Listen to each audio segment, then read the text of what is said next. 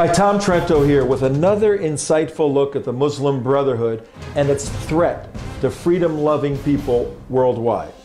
Today we're going to connect the dots, and we're going to start in October 2010 in Egypt. Back then, just a few months ago, an individual by the name of Mohammed Badi, a veterinarian doctor, issued a call for jihad against Israel and the United States, October 2010. And rest assured, this was not your kind of warm and fuzzy, looking for a peaceful place in Islam jihad. This is your Quranic, violent, obliterate the infidel jihad by Mohammed Badi in October of 2010, veterinarian doctor. Connect the dots. Let's go to January 8th, 2011. Location, once again, that wild and wacky Egypt. This time at Al-Azhar University. Al-Azhar would be comparable to taking our Harvard and Yale and Princeton and Columbia and pushing them all together. And Al-Azhar is the definitive epitome of Islamic thought, of Sharia jurisprudence. Well, a doctor by the name of Imad Mustafa, philosophical Islamic scholar, issued what's called an offensive fatwa, a religious ruling. January 8th, 2011. And the context for his religious ruling is very simple. He said that if a governmental entity suppresses the advancement of Sharia Islam, whether by limiting the clothing they wear or the building of mosques or the establishment of a parallel legal system, then it's legitimate to implement jihad on that government.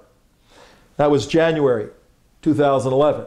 Let's jump forward to January 16th, just a week later. Where? Connect the dots. Once again, Egypt. What happened on January 16th, 2011 in Egypt? If you connect the dots, folks, you're not going to believe this. But on January 16th, 2011 in Egypt, the Muslim Brotherhood leadership got together and selected their supreme guide, the top individual to lead millions of Muslim Brotherhood followers worldwide in a quest to reestablish the caliphate and implement Sharia worldwide. Who did they select on January 16th? How about the veterinarian doctor Mohammed Badi? Mohammed Badi, the guy that called for a violent jihad against the United States and Israel, is now the supreme guide of the Muslim Brotherhood. January 16th, just a few weeks ago. What happened a few days later? Tunisia erupts. Then Egypt erupts. Jordan, Yemen, on the bank of falling apart, on the brink of falling apart. What's next? Israel is on high alert. The United States is in a quandary.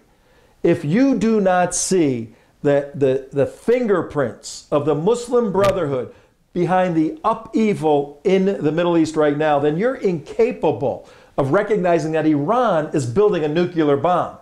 This is serious and disturbing information to have an individual calling for jihad being the leader of the Muslim Brotherhood. But that's what's happening. Now, you may say, well, we have a Western country of 80 million Egyptians and they're not going to buy it. Well, go look at a Pew poll done in 2010 to answer just those questions. How Sharia compliant are the citizens of Egypt?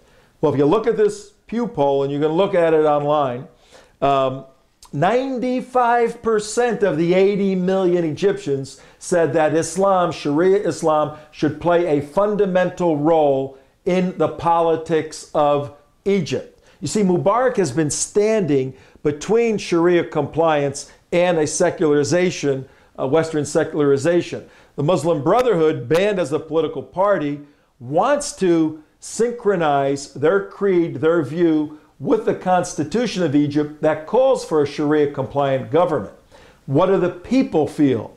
Well, 75% of the people in Egypt believe in death for apostates, in cutting off hands for thieves, and all the Sharia guidelines in a Sharia-compliant society. 50% support Hezbollah. Hamas, I mean. 30% support Hezbollah. 20% of 80 million Egyptians are advocates of Al-Qaeda. 16 million people in Egypt support Al-Qaeda. You are mistaken factually if you think Egypt is a Western country. Egypt is teetering on the brink of becoming Islamic. All it needs is to be pushed over a little, and the Muslim Brotherhood, now led by Mohammed Badi, is doing that pushing behind and in front of the scenes. And if indeed the Brotherhood gains control of Egypt, rest assured, Israel will be attacked, all Western countries will be threatened.